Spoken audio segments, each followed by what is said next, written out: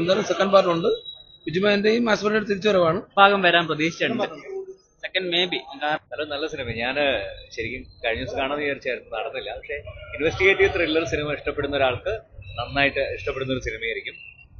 ആസിഫ് അലി ഗംഭീരമായിട്ട് ചെയ്തിട്ടുണ്ട്, ബിജു മേനോൻ നന്നായിട്ട് ചെയ്തിട്ടുണ്ട്. ഒരുപാട് നമ്മൾ പ്രതീക്ഷിക്കാത്ത രീതിയിലേക്കാണ് കഥ പോയിക്കൊണ്ടിരിക്കുന്നത്. ഗംഭീര സിനിമ, എന്തായാലും കാണണം. എനിക്ക് തോന്നുന്നു അത്ര വലിയൊരു ഹൈപ്പ് ഇതിന് കിട്ടിയിട്ടില്ല എന്ന് തോന്നുന്നു.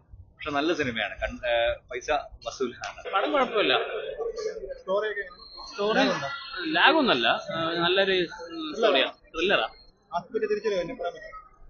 അതിനെപ്പറ്റി ഞാൻ ആസിഫ് അലിയുടെ പഴയ പടമൊന്നും കണ്ടില്ല. കുഴപ്പമില്ല, നല്ല രസം. ഇതൊരു രണ്ടാം ഭാഗം വരാൻ പ്രതീക്ഷിച്ചിട്ടുണ്ട്.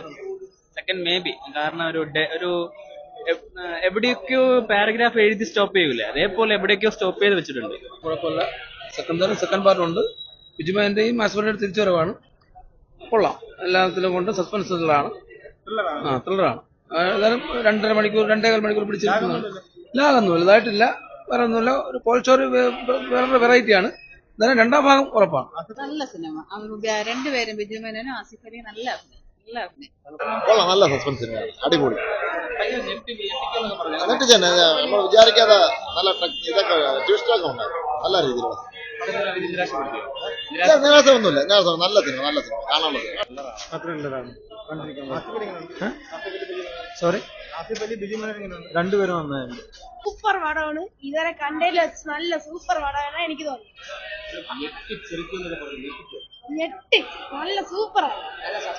ആസിഫ് അലിയൊക്കെ എങ്ങനെ ഉണ്ടായിരുന്നു? സൂപ്പർ അഭിനയമാണ് ആസിഫ് അലിയുടെ. അല്ല, ഞാൻ ഇത്രയും നാള് കണ്ടതില് ആസിഫ് അലിയുടെ പടം എനിക്കിത് ഇഷ്ടപ്പെട്ടു. കുഴപ്പമില്ല. അവസാനം ഒരു സസ്പെൻസ് വെച്ചിട്ടുണ്ട്.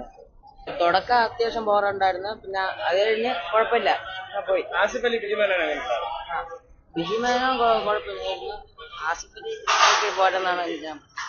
മേക്കിംഗ് ക്ലൈമാക്സ് നല്ല ട്വിസ്റ്റ് ഉണ്ട്. കംബാക്ക് എന്ന് പറയാം. അതെ, ബിജു കൊള്ളാം.